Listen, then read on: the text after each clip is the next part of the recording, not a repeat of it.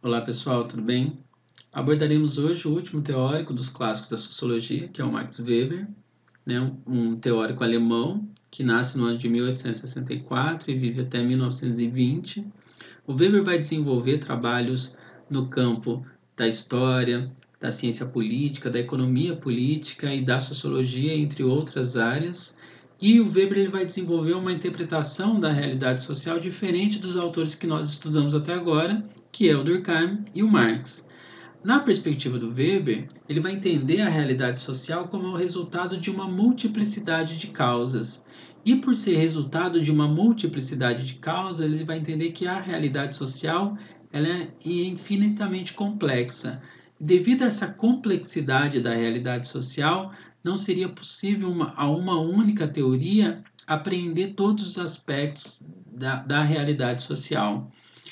Nessa perspectiva, o Weber ele vai fazer uma crítica tanto ao positivismo quanto ao materialismo histórico, no sentido de que, para ele, não é possível nós estabelecermos, né, para a realidade, para a totalidade da realidade, leis que vão reger o seu desenvolvimento, determinar o seu desenvolvimento, e nem tem como nós atribuirmos para a realidade uma instância última que vai desencadear todo o processo histórico.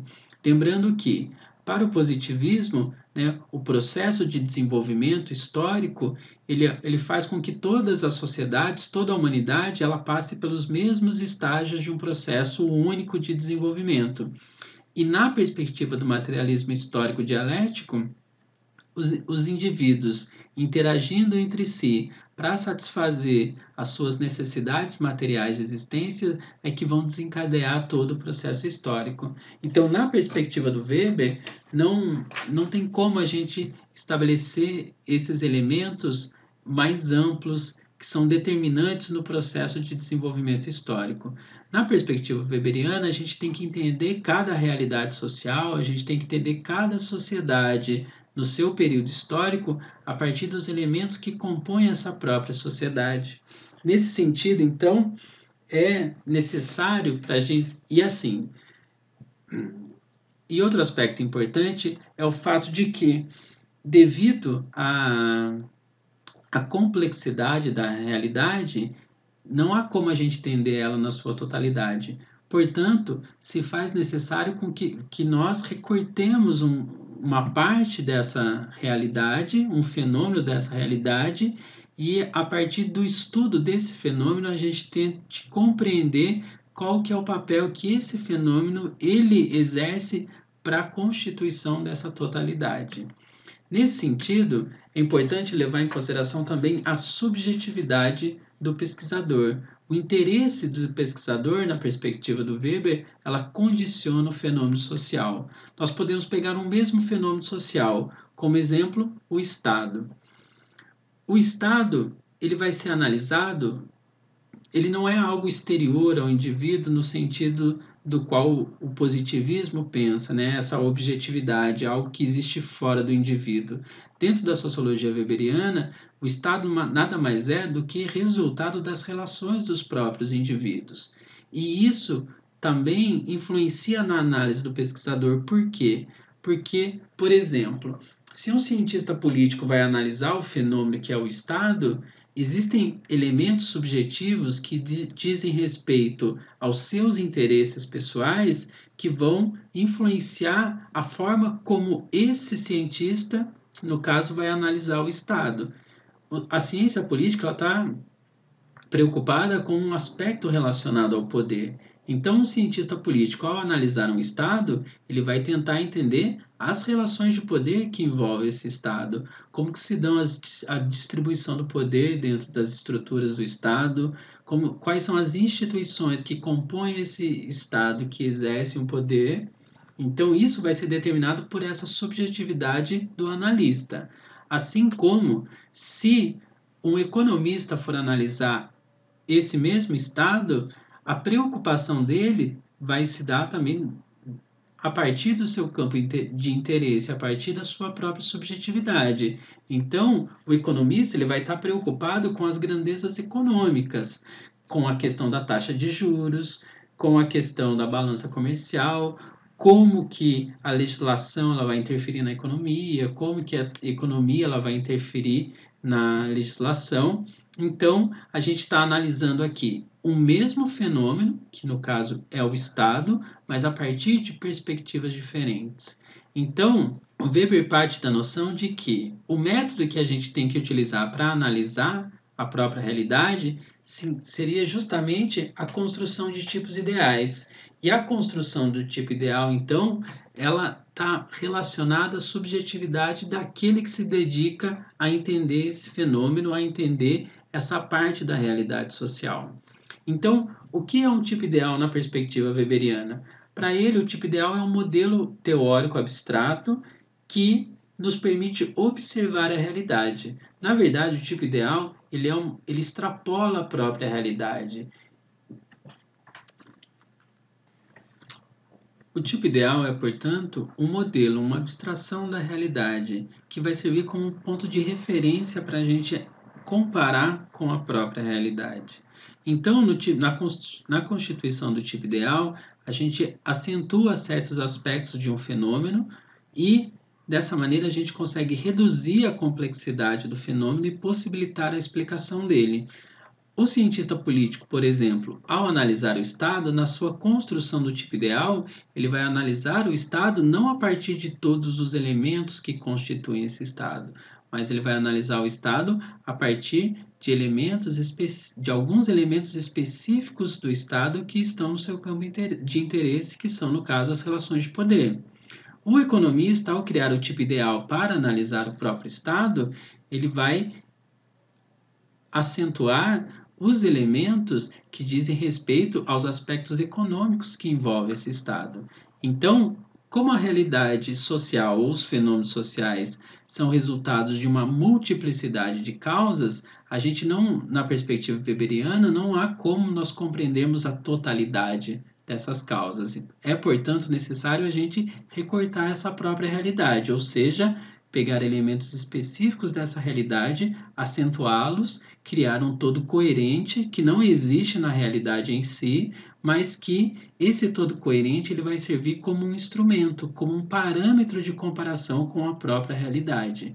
Então, se eu desenvolvo o conceito de democracia, um tipo ideal de democracia, a partir de uma análise sociológica, eu vou depois comparar esse modelo com as diferentes democracias liberais existentes no nosso planeta, por exemplo, para saber quais dessas democracias elas estão mais próximas ou elas estão mais distantes desse meu modelo de tipo ideal. Então eu posso comparar a democracia brasileira, a democracia inglesa, a democracia estadunidense, a democracia argentina, e a partir desse modelo ideal, desse tipo ideal, eu vou ter ele como uma referência da realidade. Então, o tipo ideal, ele não é um objetivo a ser atingido, a ser alcançado pela realidade. Ele é, na verdade, um instrumento de análise da realidade. Ele é um instrumento abstrato que nos permite comparar com a própria realidade. A análise weberiana é uma análise focada no indivíduo. Então, a sociologia weberiana é a sociologia que a gente entende como sociologia compreensiva, cujo objetivo é compreender a ação social e, dessa forma, explicar causalmente seu desenvolvimento e seus efeitos. Ou seja, o objetivo da sociologia weberiana é entender quais são as causas da ação social, o que leva os indivíduos a agirem de determinada forma e qual é o efeito dessa ação dos indivíduos dentro da realidade. Então, aqui a gente precisa entender a ideia de ação e a ideia de ação social.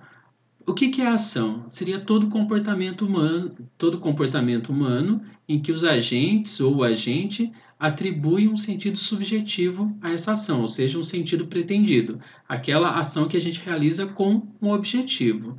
Choveu, eu abri o guarda-chuva, eu estou executando uma ação. A ação social, por sua vez, é uma ação que também possui um sentido subjetivo, só que ela é uma ação que ela é direcionada ao outro. É aquela ação que você atribui um sentido subjetivo para ela, ou seja, você dá um sentido, você pretende algo com essa ação, mas o que mobiliza essa ação é o outro indivíduo ou os outros indivíduos. Então, é quando você age em relação a uma determinada pessoa. Então, abrir o guarda-chuva durante a chuva é uma ação, mas quando você abre o guarda-chuva durante a chuva para proteger um amigo ou uma pessoa que está se molhando na chuva, isso é uma ação social, porque o que motivou a sua ação é justamente o outro indivíduo. A ação social ela não pode ser compreendida como um ato isolado, mas é um processo no qual percorre uma sequência definida de elos significativos. Ou seja, os indivíduos eles agem movidos pelos mesmos sentidos, pelos mesmos objetivos na sua ação. Um exemplo que a gente pode pegar para analisar isso seria a ideia de, no Dia dos Namorados, né, um casal vai lá e se presenteia. Isso é uma ação social, porque tem um sentido subjetivo dotado e essa ação de trocar os presentes, ela está sendo orientada pelo outro indivíduo. Então, é um indivíduo que faz com que o outro, né, execute a sua ação. Mas no caso do Dia dos Namorados, é só um indivíduo que troca presentes? É só um casal que troca presentes? Não. Todos, ou grande parte dos casais trocam presentes no Dia dos Namorados. Então aqui a gente tem uma cadeia motivacional. A gente tem uma causa, um elemento que motiva a ação desses diversos indivíduos. Então, dessa maneira, a gente pode compreender a sociedade, né, ou as estruturas da sociedade, na perspectiva weberiana, como resultado da interação entre os indivíduos. E esses indivíduos, então, interagem a partir dos sentidos atribuídos dentro das suas ações sociais. Podemos dizer, portanto, que a sociedade é resultado da interação entre os indivíduos. Ou melhor, que as estruturas que compõem a sociedade, elas resultam das relações sociais, ou seja, das ações compartilhadas pelos indivíduos. E aí tem um ponto extremamente importante também para a gente pensar a teoria weberiana, que é a ideia da própria ação social. Se o papel da sociologia compreensiva é compreender o sentido que os indivíduos atribuem às suas ações sociais, numa sociedade, né, ou num planeta onde existem 7 bilhões de pessoas, as possibilidades de sentido das ações sociais elas também são infinitas. Como que o Weber faz, então, para fazer esse tipo de análise? É a partir disso que o Weber vai estabelecer os tipos puros ou os tipos ideais de ação social. O Weber vai classificar 4 tipos de ação social, ou 4 tipos ideais de ação social, que vai orientar o comportamento dos indivíduos nas suas relações sociais. Seria a ação social tradicional, ou seja, aquela ação que é baseada nos costumes, nos hábitos, né, nos modos de vida tradicionais, pedir benção para pai e mãe, falar bom dia quando você entra no estabelecimento. Isso é uma ação tradicional que a gente adquire a partir do hábito, a gente adquire a partir de um costume. A outra forma seria a ação social afetiva.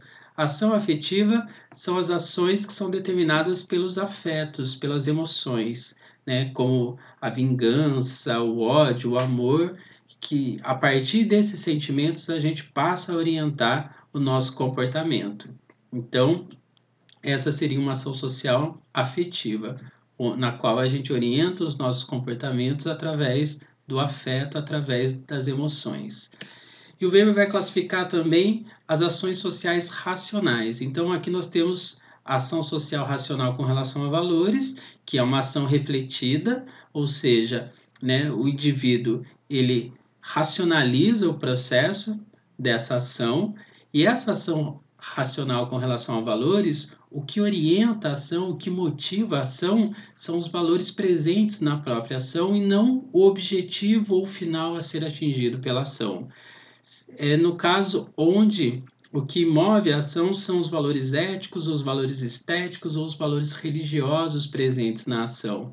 Então, quando você, andando na rua, encontra uma carteira cheia de dinheiro e resolve devolver essa carteira, você está sendo motivado pelos valores éticos de que aquilo que não é seu você não vai se apropriar. Então é melhor você devolver para o verdadeiro dono. Então é um valor ético, um valor religioso que está orientando a sua ação. o final da ação, ele não importa. O que importa é o próprio elemento que mobiliza a ação. E por último, nós temos a ação social racional com relação a fins. Essa ação é aquela onde o que orienta a ação é o objetivo a ser atingido, ou seja, você racionaliza, você traça todos os fatores que você precisa para poder chegar àquele final pretendido. Passar no vestibular no final do ano. Então, eu preciso, né, garantir um cronograma de estudos para que eu esteja bem preparado para prestar a prova de vestibular no final do ano e assim conseguir, né, atingir o meu objetivo, que é entrar numa universidade. Então, aqui o Weber vai classificar esses 4 tipos de ação social. E é a partir desses 4 tipos ideais de ação social que o Weber vai tentar entender e analisar a vida em sociedade. A sociologia weberiana também o método weberiano também é conhecido como individualismo metodológico. O que seria essa ideia de individualismo metodológico? O Weber ele parte do indivíduo para entender o todo. Então, para ele, diferentemente do Durkheim, não é a sociedade que atua e determina o comportamento do indivíduo. E diferentemente do Marx, não é indivíduo e sociedade que se constituem e se modificam simultaneamente. Na perspectiva do Weber, são os indivíduos, através das suas interações, através das suas relações sociais, que constituem a própria sociedade.